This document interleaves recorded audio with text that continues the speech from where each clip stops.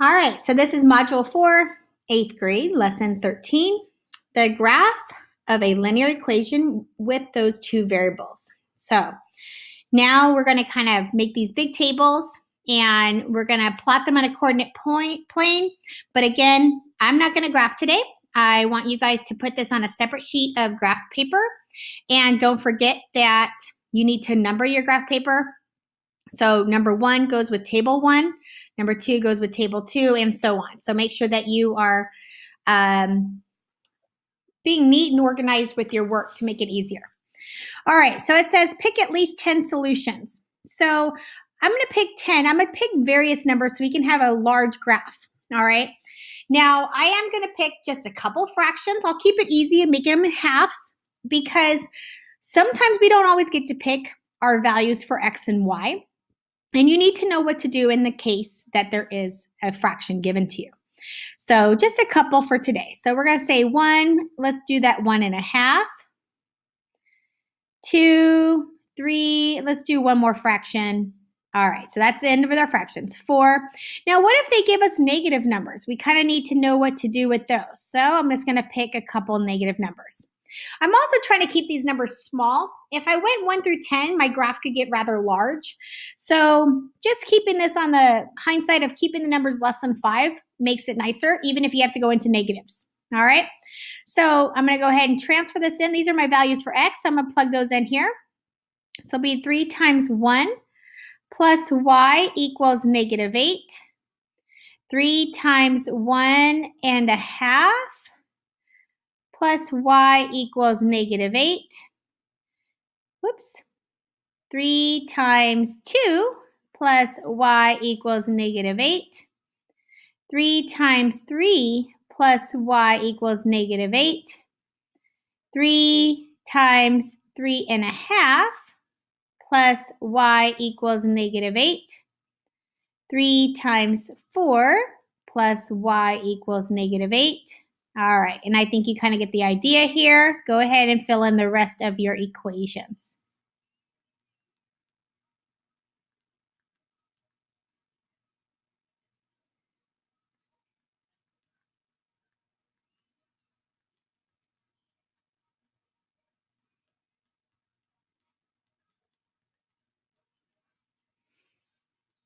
All right, now you can use a calculator, and I'll show you kind of how to do this if you need to. Some of us won't need the calculator, but just so you can practice those calculating skills and make sure you're using them correctly. All right, so we have 3 times 1 plus Y equals 8. Well, 3 times 1 is 3. 3 plus what is going to give me a negative 8?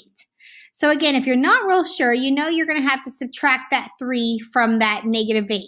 So what I would do is come up to your calculator and say 8 negative, and you're going to subtract 3, and that's going to give you negative 11. Now, you always want to check it just in case. Okay, so we're going to say it's negative 11. So how can you check it on your calculator? You clear it out, and you do 3 times 11 negative. Try that again. 3 times 1 plus 11 negative gives me negative 8. And you know you did it right. All right, let's do the next one. 3 times 1.5, so we know that's going to be, and again, if you want to put this in calculator, that's fine. That's why I picked the half, so you can use them on a calculator. Watch. 3 times 1.5 is 1.5. It's going to give you 3 times 1.5. My calculator is stuck. Hold on. 3 times 1.5. Oh, it was right the first time. Just wanted to make sure. All right, so we get 4.5 plus what is going to give me negative 8? So again, with your calculator, you would say 8 negative, and you know you're going to subtract that 4.5 to move it over there, minus 4.5 is going to give you negative 12.5. So keeping that our originals came in fraction form, we're going to put that back into fraction form. So we're going to say negative 12.5. All right, 3 times 2 is 6. 6 plus what is going to give me negative 8? So again, grab your calculator, say 8 negative. You know you're going to subtract that 6 over, so minus 6 is going to give me negative 14. Now, the reason I'm showing you to use your calculator is because a lot of times our brains go, oh, 6 to 8, and we put in a quick answer, and then we realize it's wrong because you are talking about negatives here. So it's good sometimes to use that calculator as a supportive tool. Just remember you have to know how to use it correctly, and that's kind of why I'm showing you. All right, 3 times 3 is 9. So we're going to do 9 plus y equals negative 8. All right, so now we have 8 negative. We know we're going to subtract that 9, and I get negative 17. All right, I'll do this next one with you here. We have 3 times 3.5. Gives me 10.5. So I have 10.5 plus what gives me negative 8. So we say negative 8, subtract that 10.5, and I get negative 18.5. But I'm going to keep it in fraction form and put that half back. Okay, I'm going to jump down here and do one of these negatives, and then you're going to fill in the rest of this table. So I'm going to do the negative 2. So showing you on your calculator, 3 times 2 negative equals negative 6. All right. Many of us know that without using a calculator, but again, I'm just kind of showing you how to use your skills here. Now, this whole time we've been subtracting this x value by this y value, but now you notice it's a negative 6, which means in order to move it over to the other side of the equation to balance it out, I need to add it. So now I'm going to say 8 negative plus 6. And now I'm going to get the answer of negative 2. All right, go ahead and fill in the rest of those values. If you need to pause the video, you may.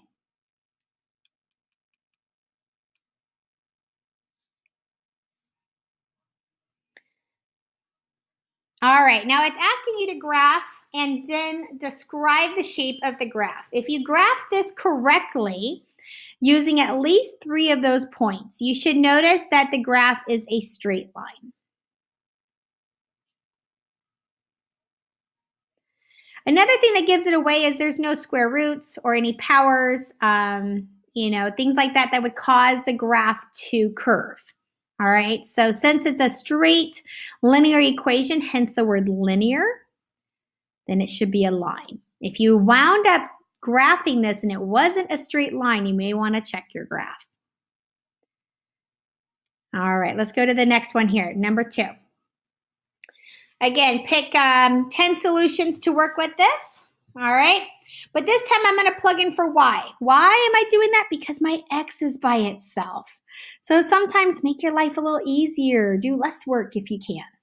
All right, I'm going to do a couple fractions in here. I'm going to do half, 1, 1.5, 2, 2.5. Okay, that's it with the halves. 3, and then again, I want some negatives. Why am I going negatives? Because I don't want my numbers to get too large or this graph will wind up being very, very big. Okay, if I go all the way to 10, I would have a large graph. And just to keep you from having to draw such a large graph. Now, those are values for y, which means I'm going to put it in for the y.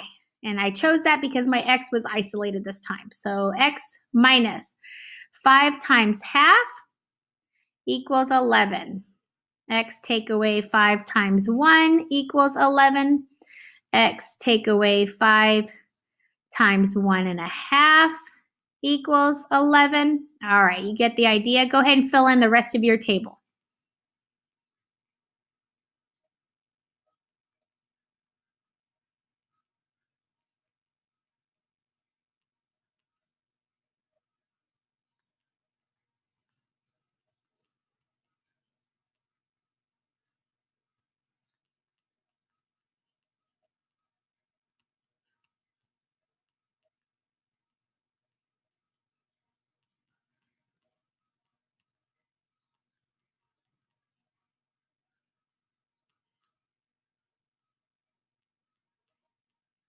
All right. So now what we want to do is go ahead and solve this out. I'm going to go ahead and pull up my calculator just to have it there to show you. All right, this first one here, we have 5 times half. So on our calculator, we're going to do 5 times half, represented by 0.5, and I get 2.5. So this is x minus 2.5 equals 11. Now, in order to move that 2.5 over to the other side and balance it out, I need to take its opposite. I need to take its inverse. So the opposite of subtracting 2.5 is to add 2.5. So I'm going to come over here and do 11 plus 2.5, and I get 13.5. So we're going to say 13.5. All right, next one. We have x minus 5 equals 11. All right. Well, if I add that 5 to the 11, I'm going to get the answer of 16. Okay, here I have x minus, so we're going to do 5 times 1.5, and I get 7.5. So I'm going to say 7.5 equals 11. Now, again, I'm going to add that 7.5. So I'm going to say 11 plus 7.5, and I get 18.5. But we're going to write half instead of 0.5. Next one, we have x minus 10 equals 11. Add that 10 over there to that 11, and I wind up with 21. X minus 5 times 2.5, so 5 times 2.5, and I get 12.5 equals 11. So I'm going to say 11 plus 12.5, and I get 23.5. All right, now I'm going to do one of the negatives for you. I'm going to do negative 3. So I have x. Now, before I put minus, I'm going to check this real quick. 5 times 3 is 15, and a negative times a negative equals a positive. So it actually just became what plus 15 gives me 11. And again, I need to move that 15 to the opposite side, so I take its opposite sign. So instead of adding 15, I'm going to subtract 15. So on my calculator, I'm going to do 11 take away 15, and I get negative 4.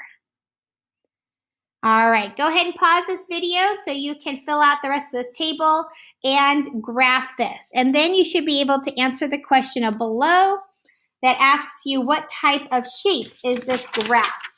And then I will continue on with number 3.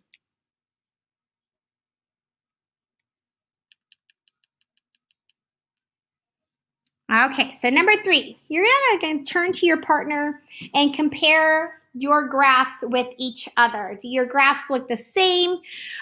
Is the shape true? So it says here, is the prediction you made about the shape of the graph still true? Which basically means, is it going to be a straight line? Well, since these are all linear equations, then yes, this is going to be a straight line. So we're going to say yes with the additional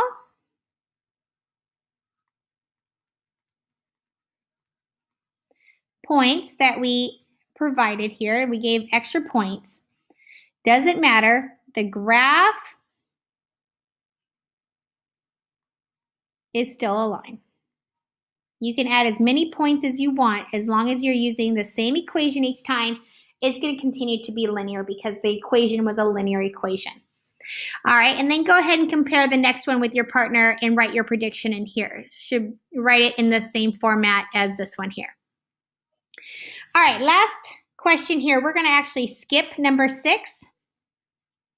Okay, skip number 6. So we're going to go to number 5 here. Joey predicts that the graph negative x plus 2y equals 3 will look like the graph below. Well, first of all, do you notice this graph is curving and it's all over the place? Well, that's a sign that there's no constant. And it's a sign that the graph has different values in for different x's, or an x can give out a same value or a y can give out a same value. Basically, there's a whole bunch of stuff going on here if that's the way the graph actually looks. So let's plug in one of the points. Best way to check that is I'm going to pick in 0, 0. So if my x was 0, that would be, let me write this out. That means if I plug in 0 here for x, then I should get 0 here for y. So if I say negative 0, which by the way we don't write, we just put 0, but I'm just doing that to show you. So we have 0 plus 2y equals 3. Basically, this would cancel off, and I get 2y equals 3. Get that y by itself, I need to divide by 2. So that means if x is 0, my y would be 3/2 or 1.5. Well, that's not what they have here. They have my x is 0 and so is my y. So obviously this is not going to work. This is not a solution. Okay, so he's wrong in showing that this line represents this equation because it doesn't. It's all over the place. And if this is an equation written in standard linear form, then this graph should be a nice straight line, not zigzaggy as the way he has it here. So let's answer his question. Okay, I'm going to erase my work here so I can write my question here. So we're going to say no. He graphed 0, 0, for instance, that's the one we checked. If 0, 0 is on the graph, like he has it here, if it's on the graph, then he's saying on the graph of a linear equation, let's be more specific, on the linear equation,